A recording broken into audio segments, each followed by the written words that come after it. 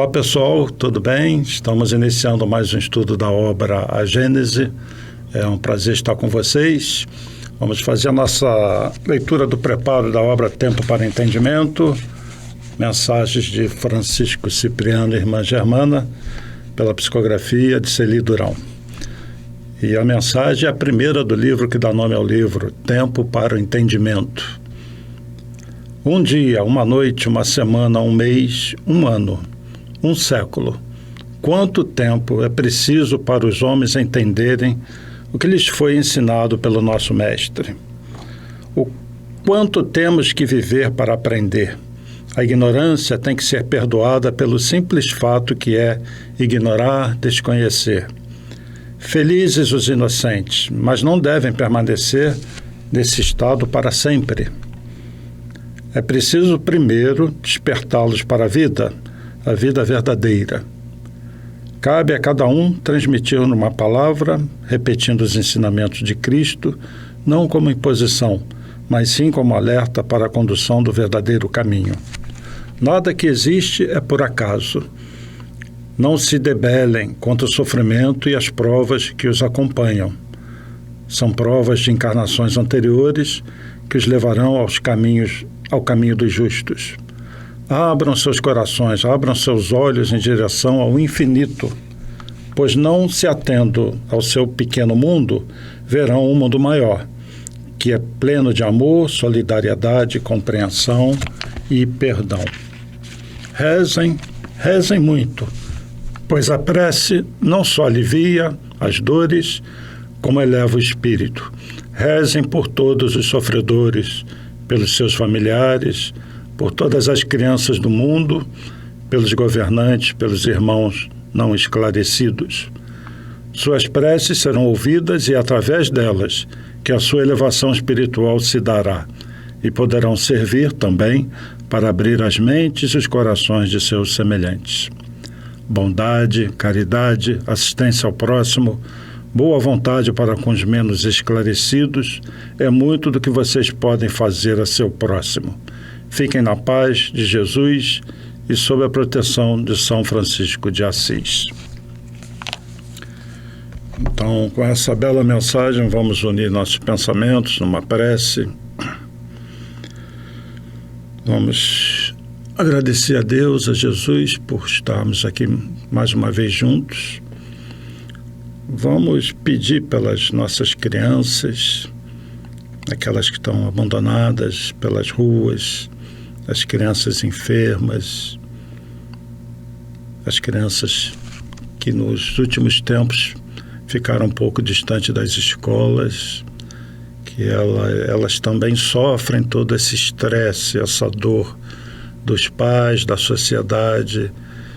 Então, que elas possam ter momentos de alegria, poder brincar na rua com os amigos, porque talvez esse seja o lado mais difícil dessa pandemia, em que muitos não dão atenção. Vamos pedir pelos nossos familiares e entes queridos, aqueles que estão doentes, e a todos que precisam de força nesses momentos. Vamos direcionar nossas melhores vibrações também aos hospitais, às UTIs, aqueles que estão sofrendo, seja por que doença for. E vamos agradecer por estarmos aqui juntos no estudo.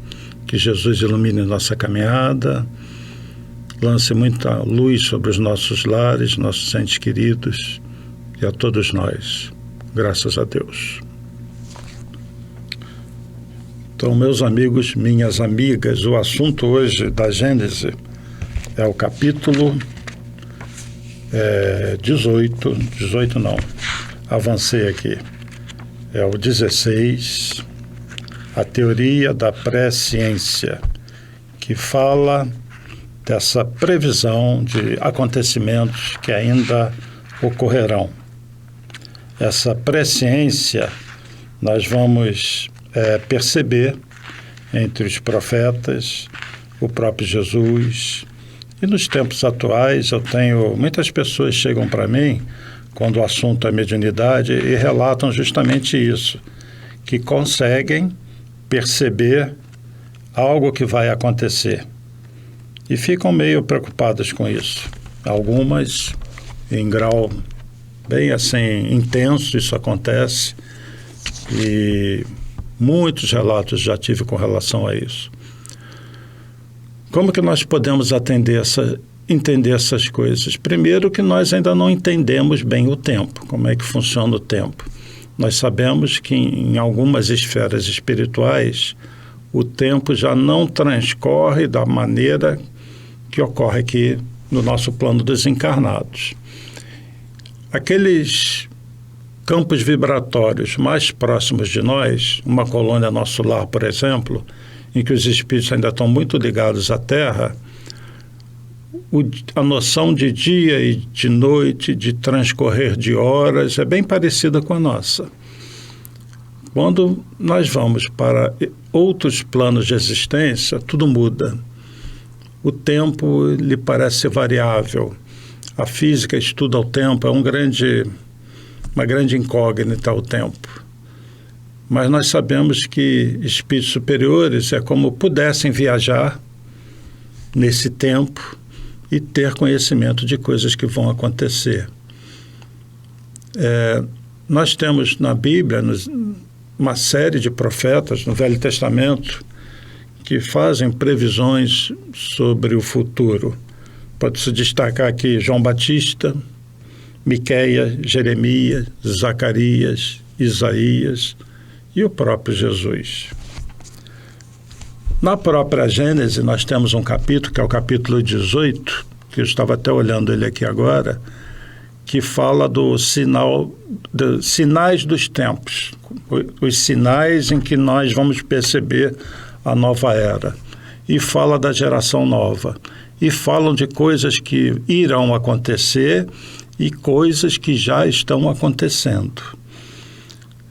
Repetindo um assunto que está muito na moda por causa do momento que nós estamos vivendo, que é a da transição planetária.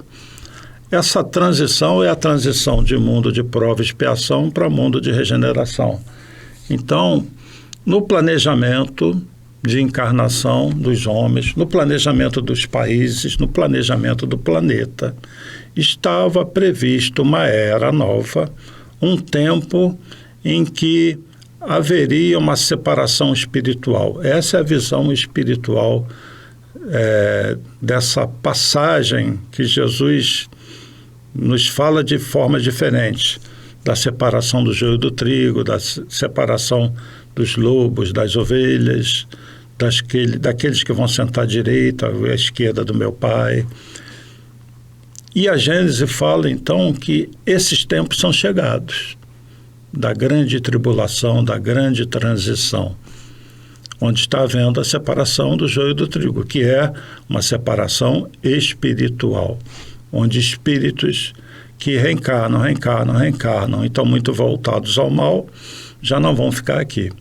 Bom, isso é uma previsão, né? Então, isso está dito o tempo todo nos evangelhos, que esse tempo chegaria.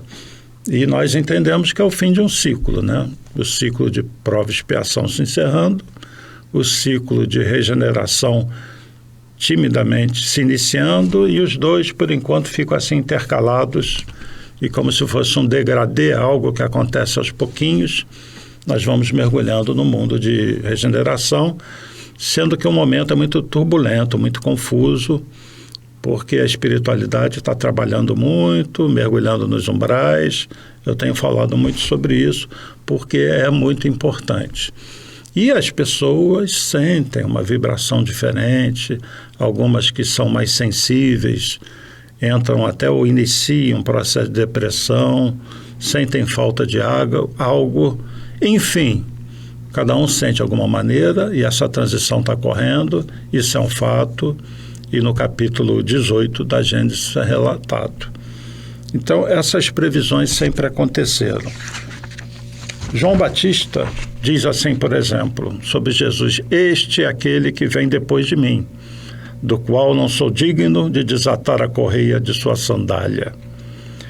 Miqueias, que é um profeta bem anterior, diz assim: ele se porá de pé e apacentará seu rebanho. Está falando da vinda do Messias. com a força de Javé, com a majestade do nome de Javé, seu Deus. Habitarão seguros, porque ele então será grande, até os extremos confins da terra. Então, Miqueias também faz previsão sobre o profeta que viria. Jesus, quando foi para a cruz, já nos últimos momentos, em determinado momento, ele fala assim: meu Deus, por que me abandonaste? E muitas pessoas dizem assim: puxa, está vendo, Jesus fraquejou, né? Mas estava pregado na cruz, quase morrendo. Negativo, Jesus não fraquejou, não. Se vocês forem até o Salmo 22, atribuído a Davi, ele começa assim: meu Deus, por que me abandonaste? Em algumas traduções, por que me desamparaste? E você lê o Salmo e é Jesus na cruz. Na verdade, esse Salmo fazia uma previsão, né? É a presciência de quem elaborou aquele Salmo do momento em que esse Messias seria levado à cruz. Nesse Salmo diz: eles estão repartindo as minhas vestes, riem de mim, etc, etc. Então, Jesus está recitando as Escrituras. E como Jesus foi aquele que preparou o povo hebreu, que nós sabemos que a origem é lá nos exilados de Capela, num determinado momento, logo depois ele fala também: está tudo consumado. Tudo que eu previ aconteceu. Né? Está cumprida a minha missão. Quase, né? Porque depois da cruz ele ainda iria deixar algumas informações. E a última frase dele: Pai, na tua mão eu entrego o meu espírito. E eu sempre digo que é interessante isso, que a última palavra que Jesus diz é espírito. E nós estudamos a doutrina dos espíritos. O espiritismo é o estudo do espírito. Jesus, então, também fez previsões dessa nova era, disse que no futuro ia enviar um outro Consolador para explicar todas as coisas e revelar tudo que havia sido dito por ele num outro linguajar, numa linguajar espiritual. E eis que vem no século XIX, no futuro, então, ele disse que ia enviar mais tarde, no futuro, outro Consolador. Então, Jesus está vendo lá na frente o que ia acontecer, era um planejamento dele. E vem, então, um grupo de espíritos trabalhadores do Cristo nos trazendo a doutrina espírita, a terceira revelação, explicando a vida espiritual e relembrando o Evangelho de Jesus com a visão espiritual. Então, muitas previsões foram feitas, estão na Bíblia, nos Evangelhos. Nostradamus foi um francês também que viveu na Idade Média, que fez inúmeras previsões, ele inclusive é citado na Gênese, e algumas são enigmáticas, outras parece que se confirmaram. Nós sempre assistimos ao longo da história pessoas fazendo previsão do futuro. E essa ciência prévia ou presciência do que ia acontecer, a teoria da presciência, é o assunto do capítulo 16. Então vou ler para vocês. No item 1. Como é possível o conhecimento do futuro? Compreende-se a previsão dos acontecimentos que sejam consequência do estado atual, mas não daqueles que não tenham nenhuma relação, e ainda menos daqueles que são atribuídos ao acaso. As coisas futuras não existem, estão ainda no nada. Então, como saber que elas sucederão? Os exemplos de predições realizadas são, entretanto, bastante numerosos, do que se deve concluir que aí se passa um fenômeno do qual não temos a chave. Pois não há efeito sem causa. É esta causa que vamos procurar encontrar, e é ainda o Espiritismo, ele próprio, a chave de tantos mistérios, que nos fornecerá e que, além do mais, nos mostrará que o próprio fato das predições não se afasta das leis naturais.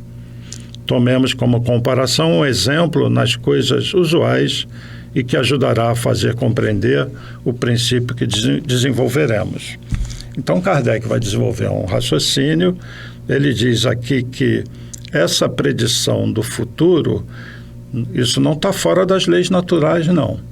Porque justamente nós não temos compreensão de certas coisas. Então nos parece fora de propósito alguém prever o futuro. Mas como existem leis que nós não conhecemos ainda e como nós estamos muito presos a essas vibrações da matéria densa, muita coisa ainda escapa aos nossos sentidos e ao nosso entendimento. E ele vai dar um exemplo aqui no item 2 de como alguém, por exemplo, pode prever algo que vai acontecer no futuro e outra pessoa não. E vocês vão ver que é um exemplo prático e vocês vão concordar com Kardec. Sim, é possível uma pessoa prever alguma coisa e outra não. E essas pessoas estão próximas. Suponhamos um homem colocado no alto de uma montanha, a observar a vasta extensão da planície. Nessa situação, o espaço de uma légua será pouca coisa para ele e poderá facilmente abarcar, num só golpe de vista, todos os acidentes do terreno, desde o começo até o fim da estrada. O viajante que segue esta estrada pela primeira vez sabe que caminhando chegará ao fim dela. Eis aí uma previsão simples da consequência de sua marcha. Porém, os acidentes do terreno, as subidas, as descidas, os rios a vencer, os bosques a atravessar, os precipícios nos quais poderá cair, os salteadores escondidos para lhe saquear as bagagens, as casas hospitalares nas quais poderá repousar, tudo isso é independente de sua pessoa. E para ele, o desconhecido, o futuro, pois sua vista não se estende além do pequeno círculo que rodeia. Tá? Então, para ele, o futuro também é desconhecido, porque a vista dele é só abarca o que está em volta dele. Quanto à duração, ele a mede pelo tempo que consome a percorrer o caminho. Retirai-lhe os pontos de referência e a duração se apaga. Aí vai falar para o homem que está acima. Para o homem que está no alto da montanha e que acompanha a sua viagem, tudo isso é o presente. Suponhamos que o observador desça para perto do viajante e lhe diga: em tal momento encontrareis tal coisa. Sereis atacado e socorrido. Estará prevendo o futuro existe para o viajante, para quem está no alto da montanha. Esse é o futuro presente. Então, repetindo, o homem no topo da montanha vê ali uns salteadores, uns ladrões, vê algumas casas que ele sabe que são de pessoas amigáveis, vê o rio, vê a queda do rio, vê os pontos da estrada antes do caminhante chegar no rio.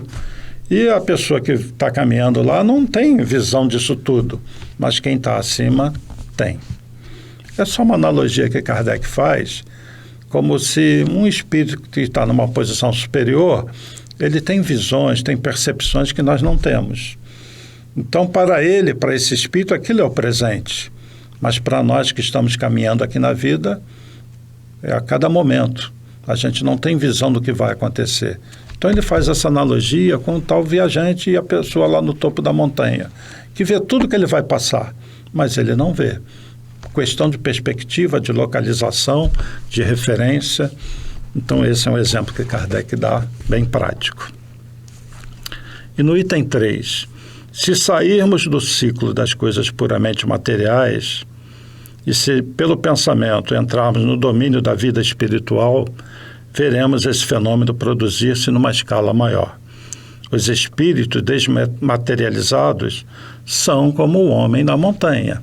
Quer dizer, os espíritos sabem de muita coisa que a gente não sabe, pela posição deles, pelo ponto de vista deles.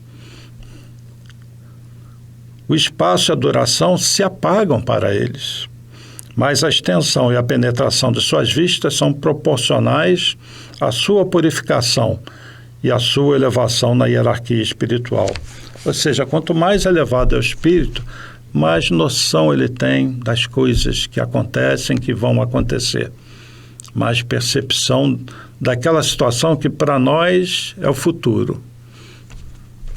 para um espírito superior, o passado, o presente e o futuro é como se fossem um momento.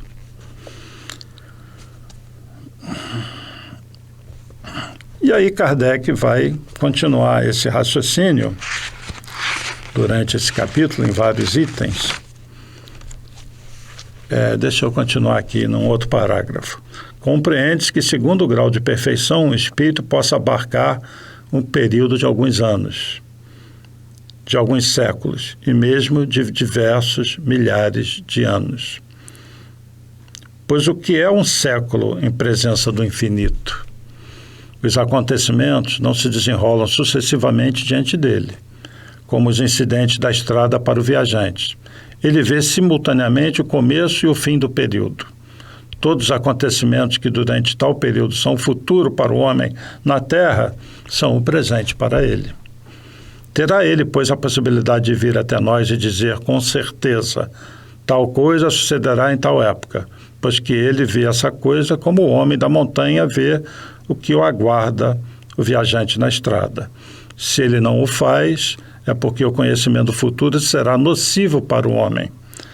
Entravará seu livre-arbítrio, paralisará o homem em seu trabalho, que deve efetivar para seu progresso o bem e o mal que espera, estando no desconhecido, são para ele a prova. Só para terminar, item 3. Se uma tal faculdade, mesmo restrita, pode estar entre os atributos da criatura, em que grau de poder não deve se elevar no Criador, que abarca o infinito? Para ele, o tempo não existe. O começo e o fim dos mundos são o presente.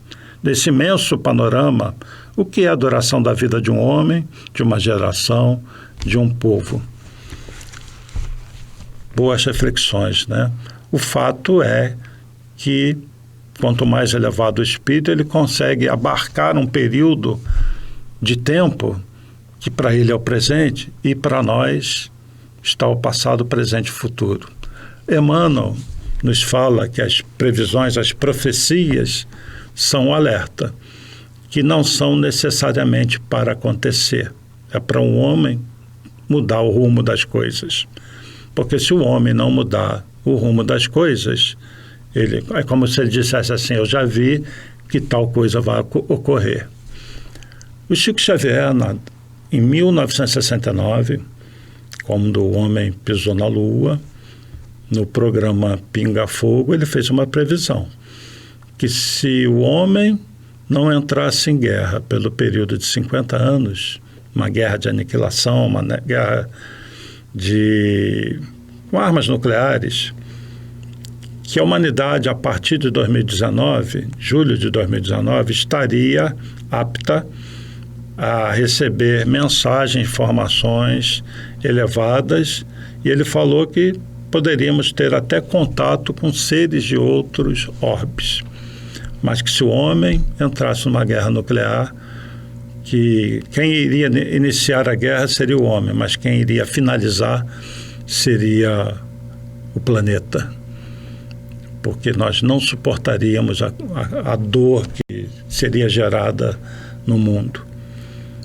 Esses 50 anos preditos por Chico Xavier, e essa data de julho de 2019 é conhecida como data limite.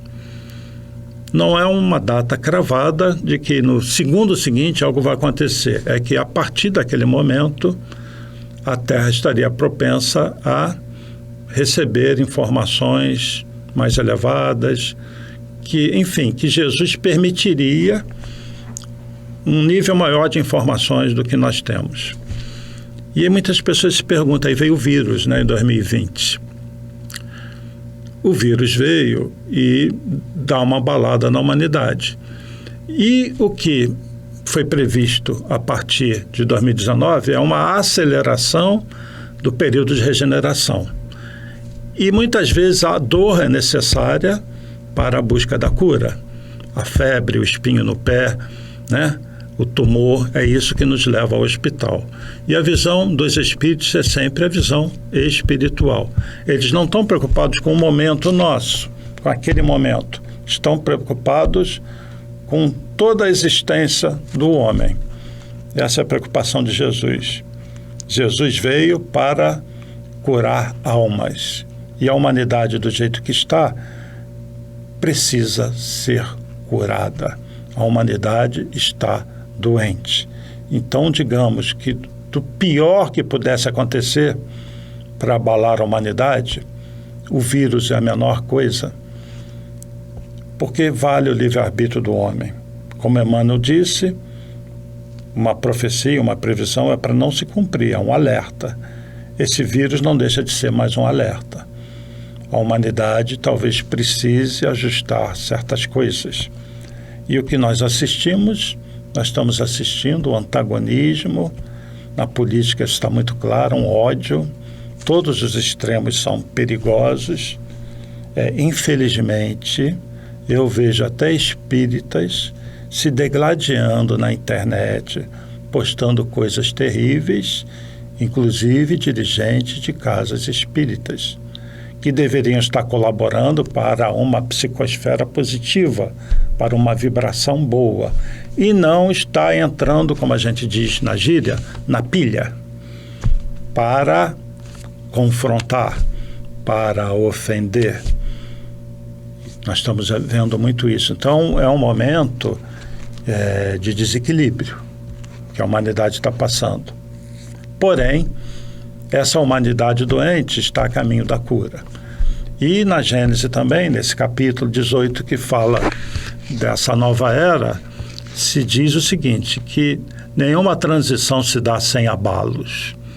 E nós vamos estudar mais à frente um pouco, nós estamos quase chegando, vai ser o capítulo 18, que também eu vou ler de ponta a ponta, será integral, que fala da geração nova e os sinais dos tempos.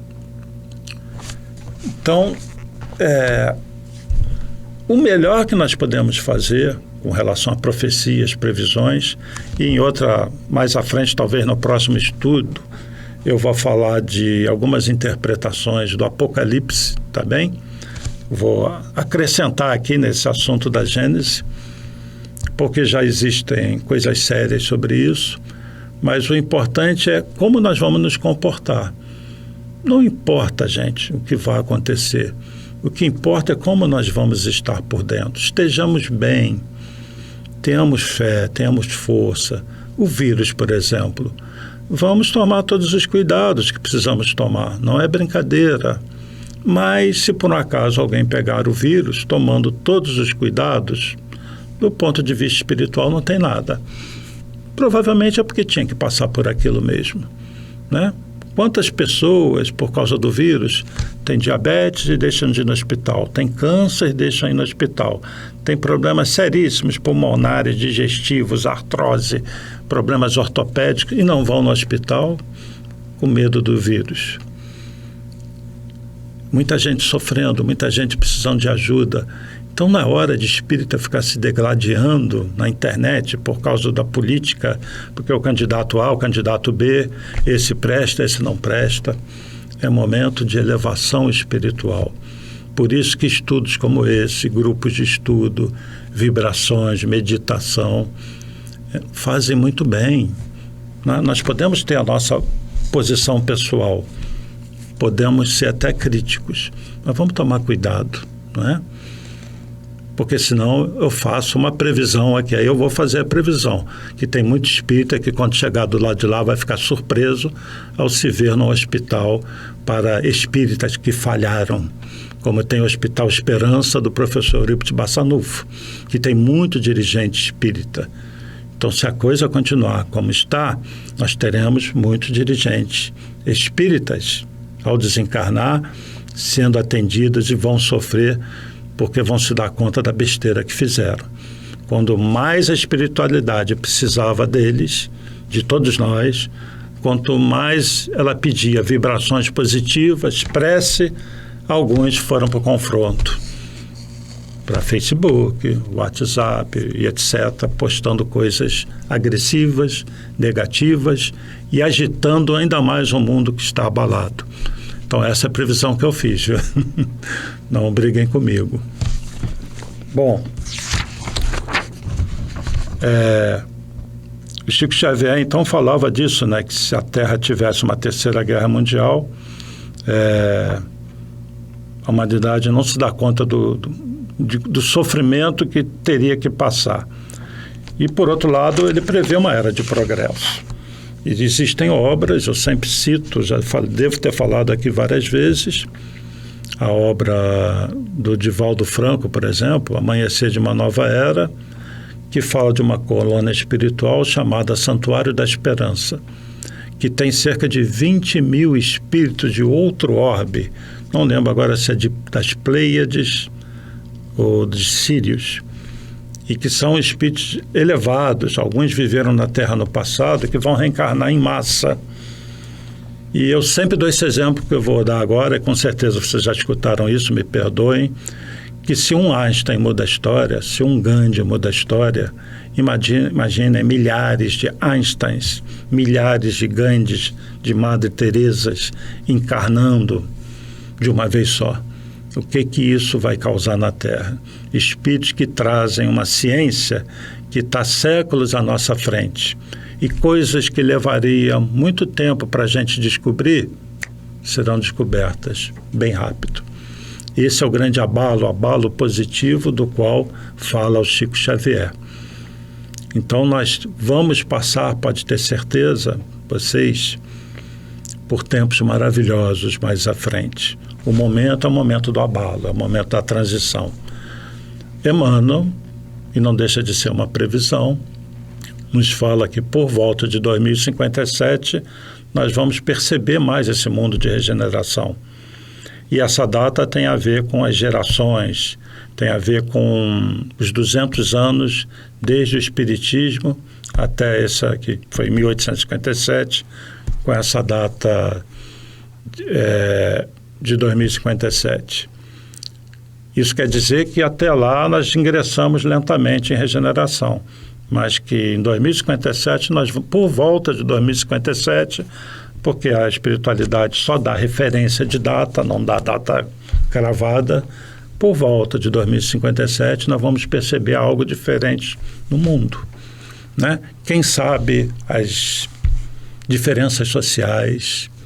Por exemplo, uma coisa que tem que acabar no nosso mundo, as favelas, as comunidades, elas têm que se transformar em cidades. Os morros têm que ser recompostos. Quem é que não sonha com isso? Ver a natureza de novo tomar conta dos morros. Nada de barracos, invasões. E aquela população vivendo em habitações boas, decentes, integradas. A escola, por exemplo, sendo de alta qualidade para todos. Acaba aquela história de escola para rico e a escola do pobre. É a escola para todos. O rico e o pobre vão sentar juntos e talvez possamos dizer que nem vai existir mais essa diferença tão acentuada do rico e do pobre, porque ninguém vai se conformar mais com uma condição social inferior, com ver um irmão vivendo ao lado do esgoto, por exemplo. Então, esse mundo de regeneração, a gente pode imaginar esse mundo e não deixa de ser uma previsão de como esse mundo será. Com base em quê? Na nossa intuição, na nossa fé, na interferência espiritual e no nosso bom senso, né? Bom, eu já estou aqui divagando, falando um pouquinho de outros assuntos. Deixa eu ler o item 4. Então, só para lembrar, estamos no capítulo 16, Teoria da Ciência Prévia das Coisas, da pré-ciência. Entretanto, como o homem deve concorrer para o progresso geral e que certos sucessos devam resultar de sua cooperação, por ser útil, em casos especiais, que ele seja informado a respeito de tais sucessos, a fim de que prepare os caminhos e se conserve pronto a agir quando vier o momento. E por isso que Deus permite, por vezes, que uma ponta do véu seja levantada. Porém, será sempre com uma finalidade útil e jamais para satisfazer uma vã curiosidade. Portanto, essa missão não pode ser dada a todos os espíritos, pois entre esses há os que não conhecem melhor o futuro que os próprios homens, mas sim há alguns espíritos suficientemente avançados para tal, Ora, é de notar-se que essas espécies de revelações são sempre feitas espontaneamente e jamais, ou pelo menos raramente, em resposta a uma pergunta direta. Quer dizer, os espíritos dificilmente vão responder diretamente sobre algo do futuro. Isso tudo vem na forma de uma revelação. E o Chico Xavier, então, inspirado, ele várias vezes, há relatos de amigos dele, de pessoas que conviveram com ele, dele prever algo que vai acontecer. Item 5. Essa missão pode igualmente ser entregue a certos homens. E eis de que maneira?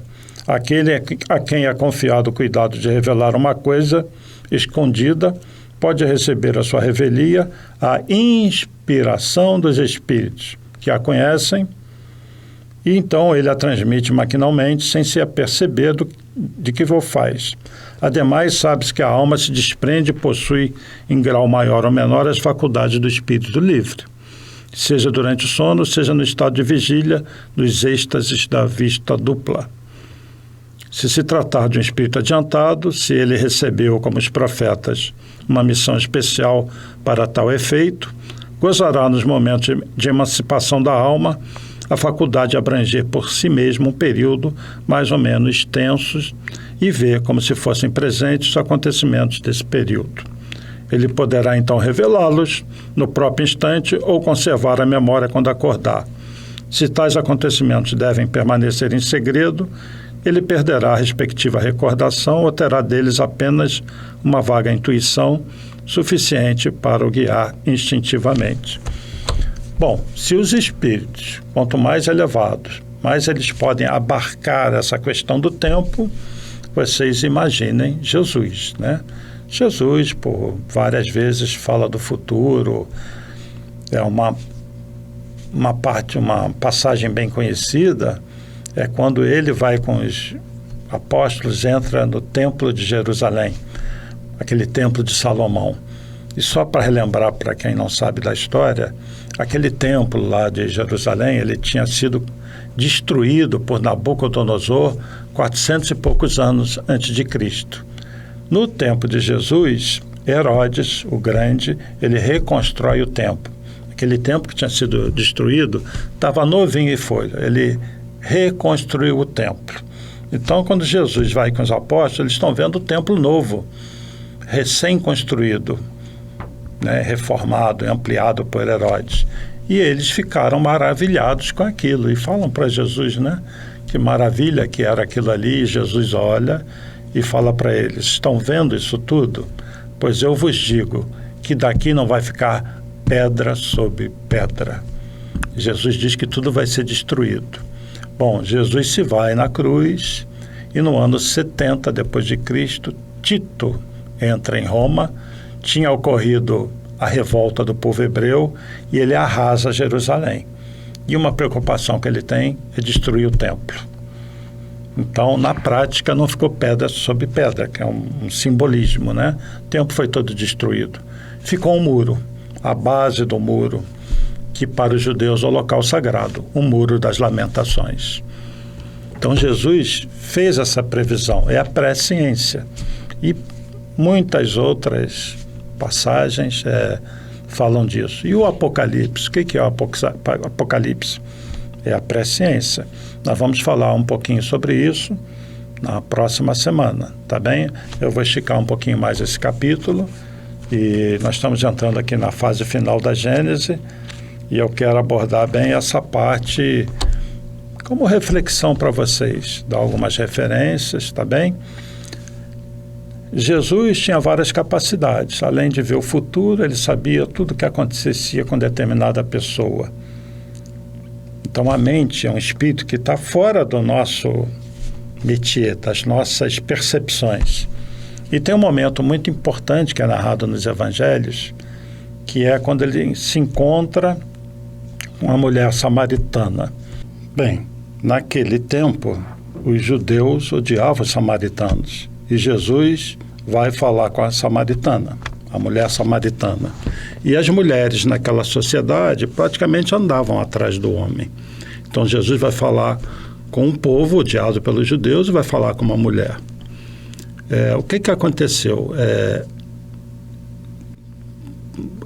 Mais de 100 anos antes, existia um templo aí na Samaria que rivalizava com o templo de Jerusalém.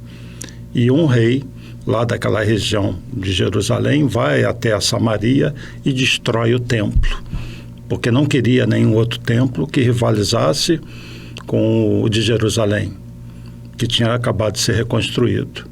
E isso acirrou esse ódio dos judeus pelos samaritanos. Então Jesus vai se encontrar com a mulher samaritana e Jesus vai fazer algumas revelações para ela sobre a vida dela. É um momento em que Jesus vai revelar um Deus que é um Deus para todos, não apenas para os judeus. Ela identifica Jesus como um judeu, que é muito importante. Ela diz: tu és judeu e eu sou uma samaritana. E Jesus vai dizer então que Deus é o Deus de todo, não é só dos judeus. E que chegou é a hora de todo mundo saber disso, né? E esse é Jesus que é um Jesus de todos, não apenas dos judeus. Eu vou passar esse vídeo, que ele é bem ilustrativo, para encerrar o estudo de hoje. É o encontro de Jesus com a mulher samaritana. E eu volto para a gente encerrar. Fiquem com o vídeo.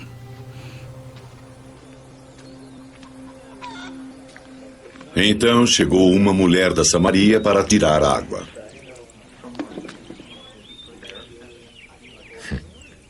Dê-me água para beber. Os discípulos tinham ido à cidade para comprar mantimentos. És um judeu e eu sou samaritana. Como tu pedes de beber a mim? Judeus não usavam os mesmos copos e potes que os samaritanos. Se conhecesse o dom de Deus e quem lhe está pedindo de beber, você é que lhe pediria. E ele lhe daria água viva. Senhor, não tens um balde e o poço é fundo. De onde pegarias essa água viva? Foi nosso ancestral Jacó que nos deu este poço, do qual ele bebeu com seus filhos e animais. Não estás dizendo ser maior do que Jacó, não é? Quem bebe dessa água terá sede de novo. Mas aquele que beber a água que eu vou lhe dar, esse nunca mais terá sede. E a água que eu lhe darei vai se tornar dentro dele uma fonte de água viva que jorra para a vida eterna. Senhor, dá-me dessa água, para que eu não tenha mais sede e nem precise vir aqui para tirar. Vá chamar seu marido e volte aqui. Eu não tenho marido. Tem razão ao dizer que não tem marido. Já teve 5 maridos e o homem com quem vive agora não é seu marido. Falou a verdade. Vejo que és um profeta, Senhor. Nossos ancestrais samaritanos adoraram a Deus nesta montanha. E vocês, judeus, dizem que é em Jerusalém o lugar onde se deve adorar a Deus.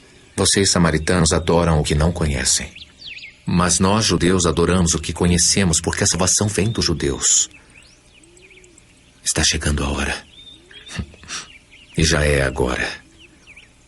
Os verdadeiros adoradores vão adorar o Pai, em espírito e verdade, porque são esses os adoradores que o Pai procura. Deus é espírito, e todos aqueles que o adoram devem fazê-lo em espírito e verdade. Eu sei que vai chegar o Messias. E quando ele chegar, nos mostrará tudo. Eu sou o Messias. Eu que estou falando contigo.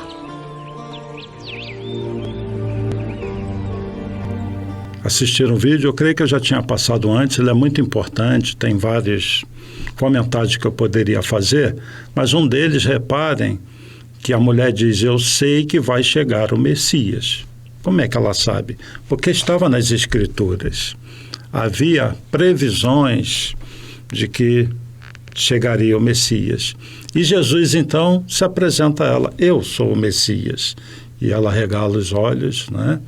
Então, essa cena mostra Jesus, que conhecia as coisas da vida daquela mulher. Ele tinha conhecimento prévio a respeito da vida dela, e ela tinha conhecimento prévio de que viria o Messias, pelas profecias, não por previsão dela.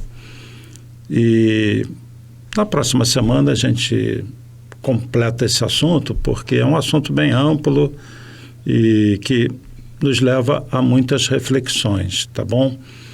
Eu peço que vocês leiam o capítulo todo e que coloquem nos seus comentários qualquer dúvida, aproveitem, dúvidas sobre o Apocalipse, sobre as previsões, e vamos ter uma visão positiva do futuro, de que uma terra regenerada é uma terra sem aqueles espíritos muito violentos. Então, nós podemos prever uma vida mais feliz. E essa eu acho que é a previsão que todos nós devemos fazer. A partir do momento que nós nos entregamos a Deus, sem fanatismo, a partir do momento que nós assumimos o compromisso da nossa reforma pessoal, de colocar o amor no nosso coração, de superar nossas dores, de não sermos tão duros com os outros, sermos mais caridosos, mais indulgentes, com mais capacidade de perdoar, dá para a gente prever uma vida mais feliz para todos nós e para toda a humanidade. Então é isso que a gente deve ter na mente, de que, na verdade, o futuro também nós construímos hoje. E dependendo do hoje, esse futuro pode ser mais feliz. Nós estamos num momento muito turbulento e no próximo estudo vamos conversar sobre isso, tá bem? Agradeço pelos comentários de todo. É um assunto um pouquinho difícil de falar, peço desculpa se em algum momento eu desviei, e eu prometo que na próxima eu vou trazer coisas que eu siga uma sequência que possa talvez despertar em vocês certos sentimentos com relação à vida futura, que é do que se trata o Espiritismo também, né? No capítulo 2, Meu Reino Não É Deste Mundo, Kardec diz que o objetivo de Jesus é nos colocar na mente essa visão da vida futura, de nós termos a presciência de que seremos felizes no mundo celeste, e como ele disse, vós sois deuses, tudo que eu faço vós podeis fazer e muito mais. Olha outra previsão de Jesus, muito boa para todos nós, né? Mas deixa eu parar por aqui, porque o nosso tempo se encerrou e a minha voz está quase se encerrando também. Mais uma vez, obrigado para todos que deixam seus comentários. Um grande abraço para todos, um beijo para todos. Paz e bem, paz e luz, paz, muita paz.